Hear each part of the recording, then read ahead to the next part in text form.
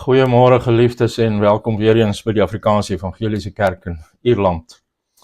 Geliefdes, vanoggend wil ek met julle gesels op hierdie opstanding Sondag. Wil ek met julle gesels oor die fundament van ons geloof.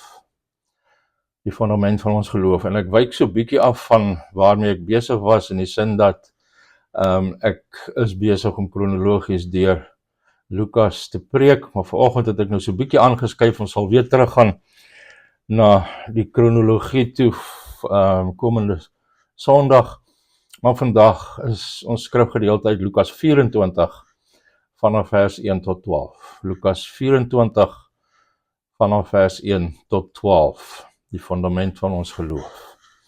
En terwyl ons dan nou die woord oopmaak, kom ons maak die oë toe.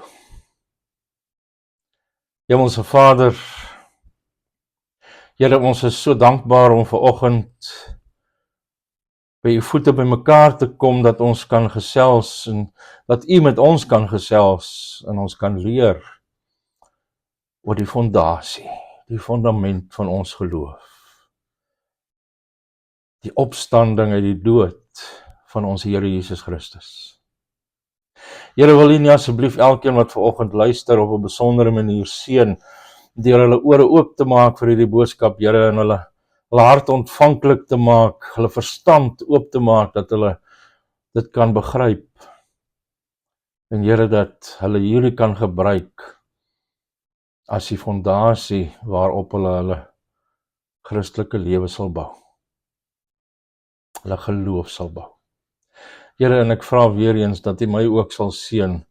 Raak my lippe aan, Here, en spreek deur my. In Jesus naam, amen. Geliefdes, kom ons lees dan God se woord. Lukas 24 vanaf vers 1. Die Sondagmôre baie vroeg het die vroue na die graf toe gegaan met die reukolie wat hulle reggemaak het. En daar kry hulle die klip weggerol van die ingang van die graf af. En toe hulle ingaan, het hulle nie die liggaam van die Here Jesus gekry nie. Hulle het nie geweet wat om daarvan te dink nie. En meteen staan daar by hulle 2 manne met blink klere aan. Die vroue het groot geskrik en met hulle gesig na die grond toe gebuig. Toe sê die manne vir hulle: "Waarom soek julle die lewende by die dooies? Hy is nie hier nie. Hy is uit die dood opgewek. Onthou hy met julle gepraat het toe hy nog in Galilea was en gesê het, die seun van die mens moet uitgelewer word in die hande van sondige mense, gekruisig word en op die 3de dag opstaan." Toe het hulle sy woorde onthou en van die graf af teruggegaan en al hierdie dinge vir die 11 en al die ander vertel. Verskoon tog. Die vroue was Maria Magdalena en Johanna en Maria, die ma van Jakobus. Ook die ander vroue saam met hulle het dieselfde dinge aan die apostels vertel.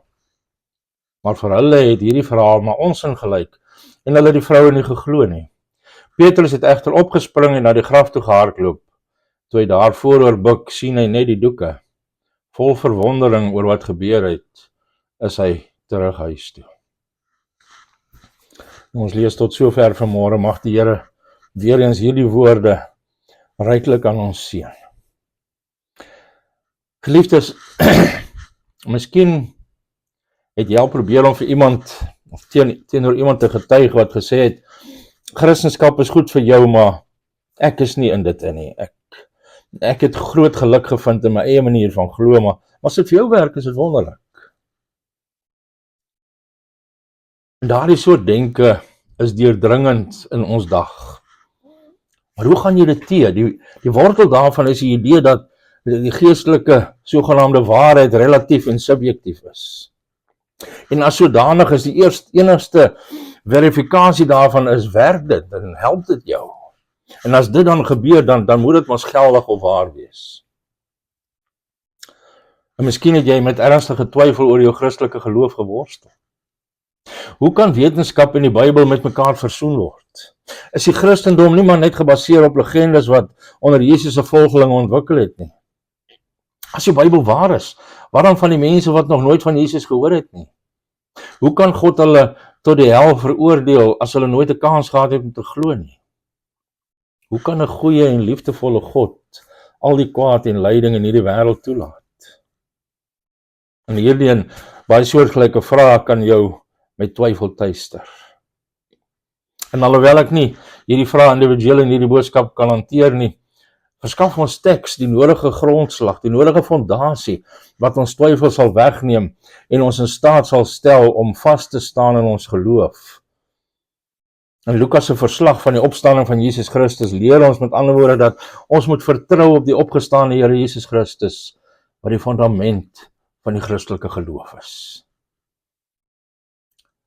Julle weet, die Christelike geloof is uniek aan al die wêreldse groot godsdienste deurdat dit gegrond is op die lewende persoon van Jesus Christus, wat liggaamlik uit die dood opgewek is. Dis nie hoofsaaklik 'n sisteem van morele of leerstellige oortuigings nie, alhoewel dit definitiewe morele standaarde en leerstellige waarhede het. Maar Christendom is gegrond op die lewende Here Jesus Christus, gekruisig vir ons sondes, opgestaan uit die dood, opgevaar na die hemel en wat binnekort terugkeer in krag en heerlikheid. As Jesus Christus nie uit die dood opgestaan het nie, dan was hy self 'n leienaar, aangesien hy sy eie dood en opstanding by talle geleenthede voorspel het. So waarom 'n leienaar glo en volg? As Christus nie uit die dood opgestaan het nie, dan het sy dood aan die kruis nie die vergifnis van ons sonde verseker nie. Want die opstanding was God se seël van goedkeuring op die offer wat Christus vir sy volk gebring het, sodat Paulus in 1 Korintiërs 15 vers 17 tereg kon sê, en as Christus nie opgewek is nie, is julle geloof waardeloos en is julle nog gevange in julle sondes. Die opstanding van Jesus verklaar, of het Jesus verklaar, laat ek dit anders te stel, dit het Jesus verklaar as die seun van Dawid, die Messias, as die seun van God wat met mag bekleed is, Romeine 1 vers 4. So dit het gestaaf dat Jesus die seun van Dawid, die Messias is, van wie Dawid geprofeteer het, toe hy geskryf het in Psalm 16 vers 10 en is aangehaal in Handelinge 2 vers 27 en sê, want u sal my nie aan die doderyk oorlaat nie, u sal nie toelaat dat u troue dienaar vergaan nie. Die opstanding waarborg ons dat Jesus die sonde, die dood en die hel oorwin het, en dat hy sy belofte sal nakom om weer te kom en ons te neem om vir ewig saam met hom in die hemel te wees. 'n dooie kan dit nie doen nie, maar die opgestane heiland kan. 'n dooie verlosser is hoegenaamd geen verlosser nie.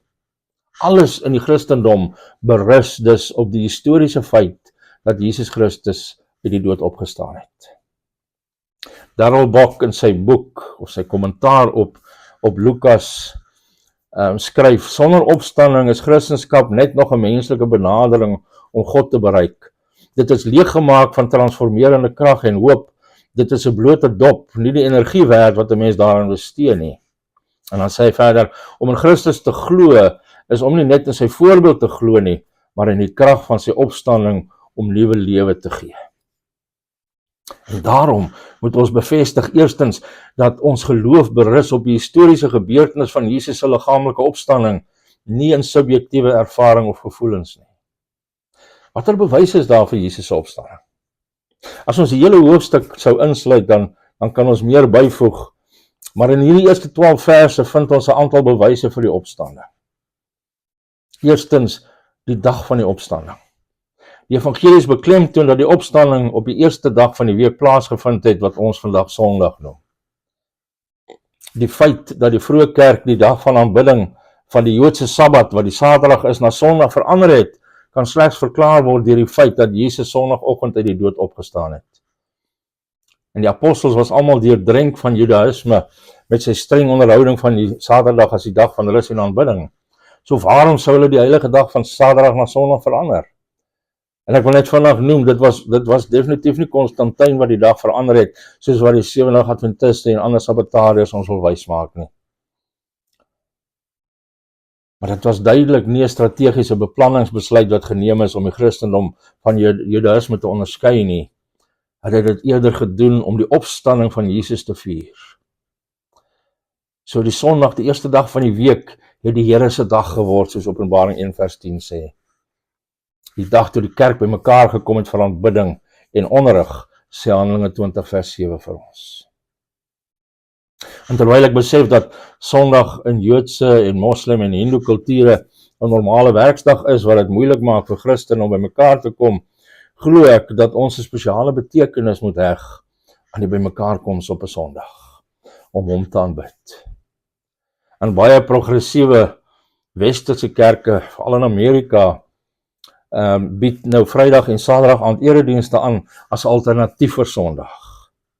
En terwyl jy dalk Saterdag aan kan regverdig aangesien die Joodse dag teen sononder begin het, is ek self nie gereed om die konsep van aanbidding op die eerste dag van die week te laat vaar nie. Want dit is 'n getuienis van die feit dat ons Here op daardie dag opgestaan het.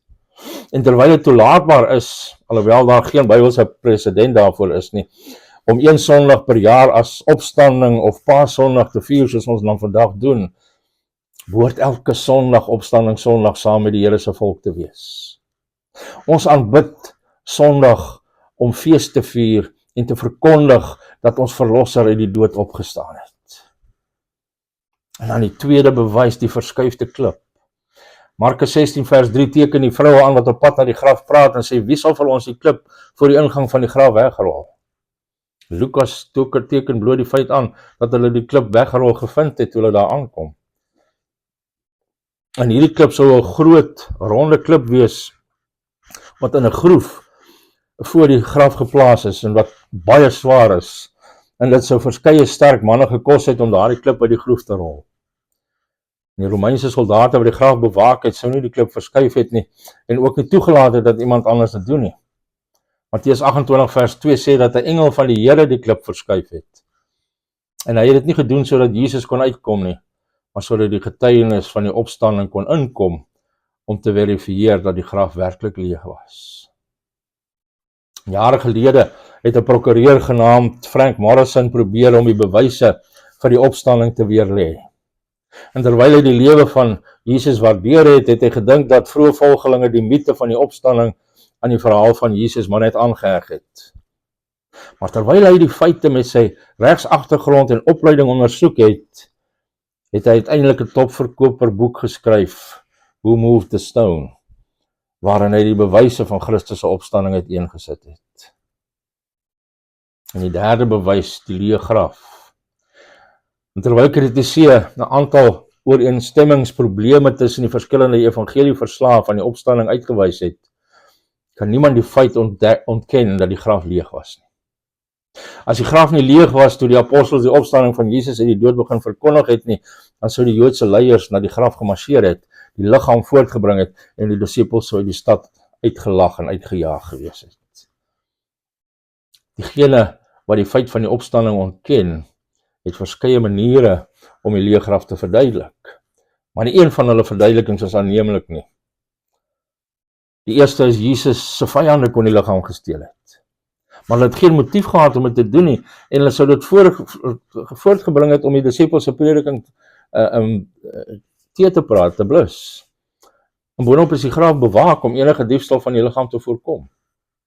Die tweede sê dat die Romeinse wagte die lijk gesteel. Maar hulle het ook geen motief gehad om dit te doen nie. Hulle het nie omgegee oor hierdie boodskap of hierdie Joodse godsdienstige verhoor nie. En verder, as hulle die lijk gesteel het, dan kon hulle dit vir baie geld aan die Joodse leiers verkoop het, maar dit het nie gebeur nie. En derdens, vir sommige sê die disippels het die liggaam gesteel.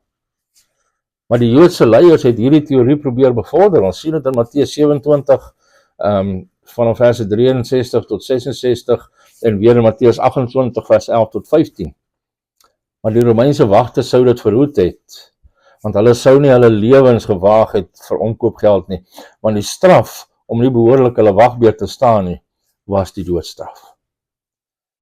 En die disippels kon nie die swaar klip verskuif en die liggaam gesteel het sonder dat die wagte dit gesien het of toestemming gegee het nie. En boonop was die disippels heeltemal te depressief en verward en bang om 'n gewaagde grafroof uit te voer. En as hulle dit gedoen het, is dit ondenkbaar dat hulle in die aangesig van vervolging met vrymoedigheid die opstanding sou verkondig het. Die aanvanklike gedagte van die vroue dat iemand Jesus se liggaam gesteel het, sien ons dan ook in die skrif. En as dit bevestig was, dan sou die apostels nie die opstanding verkondig het, soos hulle later gedoen het. En dan vierdens sien ons die engele getuie. Lukas teken aan dat die vroue 2 mans in skitterende klere teëgekom het, wat hulle saggies bestraf het, omdat hulle die lewende onder die dooies gesoek het. En hulle het gesê, hy is nie hier nie, hy is uit die dood opgewek. En toe het hulle voortgegaan om die vroue te herinner aan Jesus se voorspelling, dat hy deur sondige mense gekruisig sal word en op die 3de dag sal opstaan, soos ons in verse 5 tot 7 lees. So as daar enige twyfel bestaan oor die identiteit van hierdie manne, dan bevestig vers 23 dat hulle engele was. En terwyl Matteus en Markus net 1 engel noem, is hulle steeds nie 'n stryd met Lukas en Johannes wat 2 noem nie, aangesien hulle nie bevestig dat daar net 1 engel was nie. Hulle verwys eerder bloot na die engel wat met die vroue gepraat het. En terwyl kritici die bestaan van engele mag betwyfel, doen hulle dit as gevolg van 'n naturalistiese vooroordeel. Maar hulle moet die getuienis van verskeie geloofwaardige getuies van die gebeurtenis ontken om reg te wees. En dan vyftens, die voorspellings deur Jesus. Want ons sien by verskeie geleenthede, selfs net hier in Lukas, het Jesus voorspel dat hy gekruisig sal word en dat hy uit die dood sal opstaan. Ons het dit gesien in hoofstuk 9 vers 22 en weer in vers 43 en 45, in Lukas 17 vers 25, Lukas 18 vers 31 tot 33 en Lukas 22 vers 22. En die disippels se gedagtes was versluier en hulle kon eers na die tyd verstaan wat hy sê, soos ons in Lukas 18 vers 34 dan sien. Maar nou moet ons onthou, Jesus sou 'n leienaar gewees het of hom grootlik misgis het, as hy dit herhaaldelik voorspel het, maar dit het nie waar geword nie. En dan sestens sien ons die getuie van die vroue. En julle weet, onder die Joodse wetgewing is vroue nie as getuies gekwalifiseerd beskou nie. Dit is betekenisvol dat die evangelies eenvormig saamstem en dit weergee dat die vrouens wat Jesus gevolg het, die eerstes was om die opgestane verlosser te sien. Hulle het duidelik nie verwag om 'n leë graf en 'n opgestane Here te vind nie, anders sou hulle nie die speserye gebring het om sy liggaam te salf nie. En die vroeë kerk sou nooit hierdie verhaal uitgedink het as dit nie waar was nie. Die apostels het eers self nie die vroue geglo nie, maar hulle het gedink dat hulle nonsens praat. En die Griekse woord wat gebruik is om te verwys na hierdie, wat ek nou sê nonsens praat, is 'n woord wat verwys na die waansinnige verhale wat deur baie siekes vertel word, of na verhale wat vertel word deur diegene wat nie werklikheid raak sien of wil erken nie. En hierdie lei dan tot die volgende bewys, nommer 7, die twyfel van die apostels. En hierdie is 'n kragtige bewys, want die feit dat die mans wat moes geglo het, aanvanklik skeptisie was oor wat hierdie vroue van Jesus se opstanding getuig het. As iemand hierdie storie uitgedink het, dan sou hulle nie die apostels so skepties en ongelowig laat lyk het nie. As die apostels op die opstanding gehoop het, dan kon hulle dalk daarvan beskuldig word dat hulle goedgelowig is en gereed is om enigiets te glo. Maar hulle het hierdie vroue gespot, omdat hulle uit voeling met die werklikheid is. Maar Petrus wou dit toe nou self gaan verifieer, en toe hy hardloop na die graf en hy sien die linnedoeke. En op daardie stadium was hy verwonderd, maar hy het nog nie ten volle geglo nie. En wat kon hierdie manne verander het in vrymoedige getuies, bereid om vervolging en selfs die dood te ly, as dit nie die feit dat hulle die opgestane Here Jesus gesien het nie. En dan sien ons nommer 8, die linnedoeke. Petrus en Johannes, soos ons in Johannes 20 vers 1 tot 10 sien, het die linnedoeke daar sien lê, maar Jesus se liggaam was nie meer binne in hierdie doeke nie. As iemand Jesus se liggaam gesteel het, dan sou hulle nie gewag het om hom uit die doeke uit te wikkel en om dit daar te los nie. Jesus se liggaam het deur hierdie grafklere gegaan en het hulle ongeskonde daar laat lê. En ons sien dat Jesus se opstandingsliggaam kon gevoel word. Hy kon eet en drink, maar tog kon hy deur geslote deure gaan en onmiddellik verskyn of uit die oog verdwyn, soos ons sien in Johannes 20 vers 19 tot 29 en in Lukas 24 vers 31 en weer 36 tot 43. Maar die feit dat beide Petrus en Johannes wat nie opstanding verwag het nie, hierdie linne doeke in die graf gesien het, is 'n bewys vir Jesus se opstanding. En ons teks noem nie wat die res van die hoofstuk en die boek Handelinge as verdere bewyse verkondig nie, naamlik die talle verskynings van die opgestane verlosser aan die apostels en hulle dramaties veranderde lewens. En daar is geen manier om dit te verduidelik hoe hulle van vreesbevange, depressiewe, verwarde mans verander is en dapper getuies wat gereed is om vir hulle boodskap te sterf nie, behalwe vir die feit van die opstanding. So die bewyse hoop op tot 'n magtige berg wat nie geïgnoreer kan word nie. Jesus is liggaamlik uit die dood opgewek. In die Britse Nuwe Testamentikus B.F. Westcott het gesê in sy boek het hy gesê, om al die bewyse saam te vat, is dit nie te veel om te sê dat daar geen historiese insident is wat beter of meer ondersteun word as die opstanding van Christus nie. Niks, behalwe die voorafgaande aanname dat dit vals moet wees, kon die idee van tekortkoming in die bewys daarvan voorstel nie. Die Christelike geloof is dus nie gebaseer op subjektiewe gevoelens of op persoonlike ervaring nie. Dit is gewortel in die objektiewe, histories verifieerbare feit van Jesus se liggaamlike opstanding. En terwyl die meeste van die bekende gesang, hy leef, of Engels, he lives, redelik goed is, het ek maar dikwels ineengekrimp by die laaste reël, ek luister die lied nie meer nie. Maar wanneer hy sê, jy vra my hoe ek weet hy leef, sê hy leef in my hart. En ek glo dat die opgestane Here Jesus wel geestelik in my hart leef, maar dit is nie die kern van hoe ek weet dat hy lewe nie, want dit is subjektief. Wat as ek dan nie voel dat Jesus in my hart woon nie, beteken dit dat hy nie opgestaan het nie?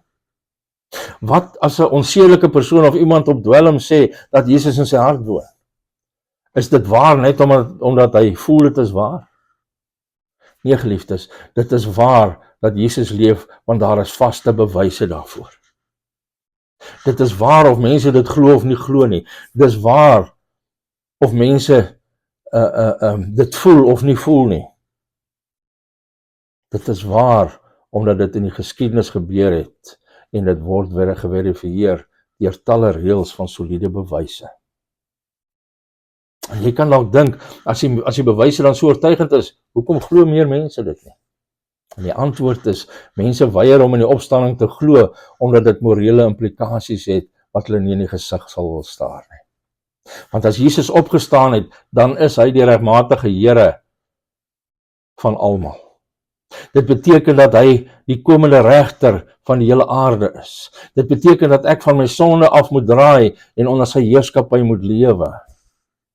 Omdat mense nie van hulle sonde af wil draai nie, weier hulle om in Jesus te glo, ten spyte van die bewyse. Maar die skrif is duidelik. En dis die tweede punt. Ons moet ons vertroue in die opgestane Here Jesus Christus stel. Nadat hy geskryf het van die wonderwerke wat Jesus gedoen het, sowel as die gebeure van die opstanding, het Johannes tot die gevolgtrekking gekom in Johannes 20 vers 30 en 31. Jesus het nog baie ander wondertekens wat nie in hierdie boek geskrywe is nie, voor sy disippels gedoen, maar hierdie wondertekens is beskrywe sodat julle kan glo dat Jesus die Christus is, die Seun van God, en sodat julle deur te glo in sy naam die lewe kan hê. Dit is deur geloof dat ons sondes vergewe word en ons in 'n persoonlike verhouding met die lewende Here Jesus Christus tree. Daar is verskeie dinge om op te let oor sulke reddende geloof. En die eerste is, terwyl geloof gebaseer is op die historiese feit van die opstanding, is dit nie streng intellektueel nie. En soos ek genoem het, is dit altyd moreel. Ons het almal gesondig teen die heilige God. Ons sondes het Christus aan die kruis geplaas. Geloof in Christus is dis nie net 'n kwessie van bewyse opweeg en dan 'n kalm intellektuele besluit neem nie. Reddende geloof behels om oortuig te word van ons sonde en van ons behoefte aan die verlosser. En die bewyse bevestig dat Jesus God se gesalfde verlosser is. Sy dood was nie 'n ongeluk nie, maar eerder in die soewereine doel van God. Ons het gesien in vers 7 van hoofstuk 23 die woord moet. En tog was diegene wat dit gedoen het, wat hom gekruisig het, sondig verantwoordelik. Want ons sien in dieselfde vers, hulle was sondige mense. Julle kan ook in Handelinge 2 vers 23 en 4 vers 7 en 28 gaan kyk. So alhoewel geloof dus op die feite van die geskiedenis berus, moet dit ook bekering vir ons sondes insluit. En tweedens, aangesien jy nooit al jou vrae heeltemal kan oplos of antwoord nie, moet jy 'n stap van geloof neem. En ek sê nie hier 'n geloofsprong nie, soos die Engelse sê, 'n leap of faith nie, maar eerder 'n stap van geloof. Daar's 'n paar vrae wat nie ten volle opgelos sal word voordat ons in die hemel is nie. Maar God het vir ons genoegsame bewyse gegee om op Christus te vertrou. Soos Johannes gesê het in 1 Johannes 5 vers 9, ons aanvaar mense se getuienis, hoeveel te meer die getuienis van God. En God se getuienis sentreer ons op sy seun. Ek bedoel, ons almal glo en handel elke dag volgens die getuienis van mense. Jy het nie 'n chemiese ontleding op jou ontbytkos gedoen om te bewys dat dit nie vergiftig is nie. Jy het nie strukturele berekeninge op jou huis gedoen om seker te maak dat dit nie op jou kop sal ineenstort as jy instap nie. Op pad kerk toe het jy ander bestuurders vertrou om aan hulle kant van die pad te bly en verkeerswette na te kom.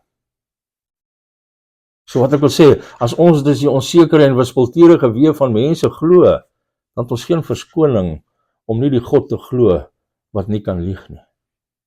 Jesus het self gesê dat as jy in hom glo, jy die ewige lewe sal hê, maar as jy dit nie doen nie, sal jy vergaan. Bekende Johannes 3 vers 16 en ook Johannes 3 vers 36.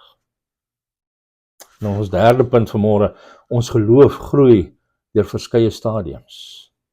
Want hierdie vrouens en die disippels het almal in Jesus geglo, maar hulle was in verskillende stadiums van hulle geloof.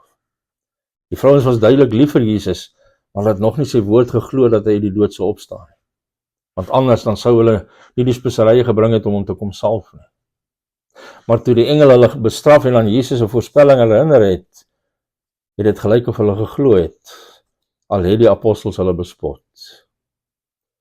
En onthou, die apostels het alles prysgegee om Jesus te volg, en tog was hulle geloof op die oomblik redelik wankelrig. Hulle het openlik gespot met die getuies van hierdie vroue.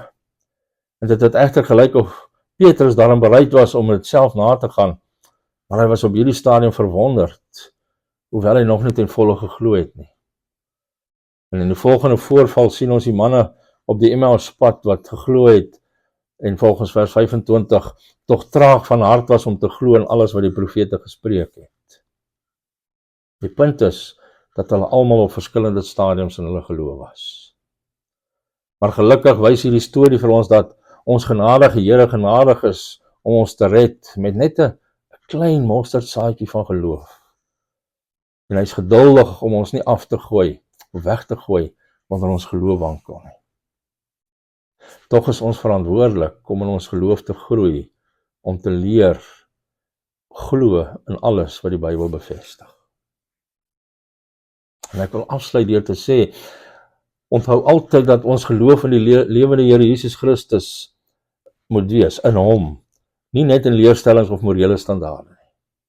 Christendom vereis beslis om in gesonde leer te glo en volgens God se morele standaarde te leef, maar dit is ook veel meer. Dit is 'n persoonlike verhouding met die lewende verlosser. Soos Paulus in Filippense 3 vers 10 gesê het, was sy doelwit dat ek Christus kan ken en die krag van sy opstanding. As jou geloof wankelrig is, kyk eers of jy vashou aan een of ander sonde wat jy nie wil prys gee nie. En jy moet jou daaroor bekeer, anders sal jy nooit sterk geloof in Jesus hê nie. En bestudeer dan self die bewyse vir Christus se opstanding. Gaan terug na daardie bewyse as die sekere grondslag, selfs al kan jy nie een of ander kwessie oplos wat jou laat twyfel nie.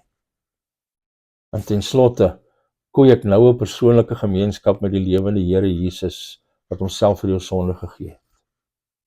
Weereens om Paulus aan te haal uit Galasiërs 2 vers 20, en nou is dit nie meer ek wat lewe nie, maar Christus wat in my lewe. Die lewe wat ek nou nog hier lewe, leef ek in die geloof in die Seun van God, wat sy liefde vir my bewys het, deur sy lewe vir my af te lê. Geliefdes, die opgestane verlosser is die fundament van die Christelike geloof. Maak seker dat jou geloof in hom is. Amen. Kom ons maak die oë toe. Here, baie dankie dat ons vanoggend hierdie blye nuus weer eens kan hoor. Ons verlosser leef. Die graf is leeg. Hy het opgestaan. Dit is hoe die vroeë kerk mekaar gegroet het. Hy het opgestaan en dan is die antwoord ja, hy het waarlik opgestaan. En laat ons mekaar vanmôre dan so groet, Here. Hy het opgestaan. Ja, hy het waarlik opgestaan. En dit is die fundament waarop ons bou. Dankie, Here, in Jesus naam. Amen. Geliefdes, dankie dat julle saam geluister het en ek hoop dat hierdie boodskap vir julle vanoggend weer 'n onstuitbare hoop sal gee. Om te weet dat jou geloof waar is. Dat die God wat jy in glo, dood was, maar hy het opgestaan. En hy lewe om vir jou en vir my in te tree. Mag julle 'n wonderlike Christusgevulde dag en 'n Christusgevulde week hê. En as die Here wil, dan kom ons volgende Sondag weer eens by mekaar rondom sy woord, dat hy ons kan leer. Maar tot dan, mag die genade van die Here met julle wees. Mag die Here self met julle wees. En mag hy julle seën. Shalom.